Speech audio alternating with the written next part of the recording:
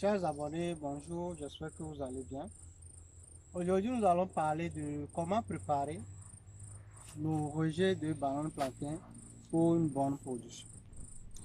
La culture de la banane plantain est rentable, mais à condition qu'on respecte un certain nombre de choses au démarrage. Et comme toute production, la semence ou les boutures, les rejets sont très importants et font partie des paramètres de rendement.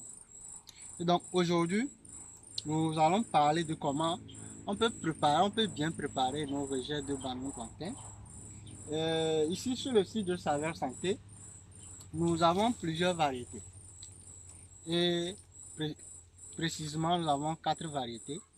Ça, c'est à la demande d'un client que nous allons satisfaire, qui a demandé à avoir un certain nombre de rejets aujourd'hui.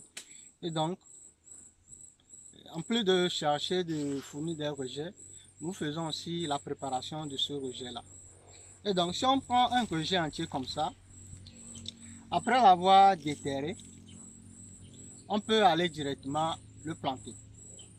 Ça va reprendre et arriver à un âge, va commencer la floraison jusqu'à arriver à la maturité. Mais très souvent, il y a des aspects qu'on néglige, c'est les aspects de maladie. Vous n'êtes pas sans savoir que la banane plantain, c'est une culture où se réfugient beaucoup les nématodes. Et dans la production agricole, les nématodes sont un ennemi vraiment redoutable. C'est difficilement qu'on arrive à trouver des solutions.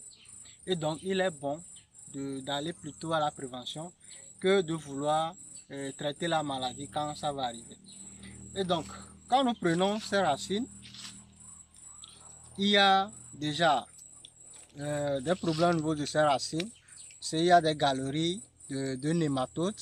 Il y a aussi certaines racines qui commencent par pourrir. Et les racines constituent des réserves pour les germes de nématodes et pour d'autres champignons également. Et donc, pour avoir des rejets sains, il est important de les préparer. Et donc, comment les préparer? Avec un couteau, un coucoupe bien tranchant, aussi désinfecté propre, on va enlever les racines.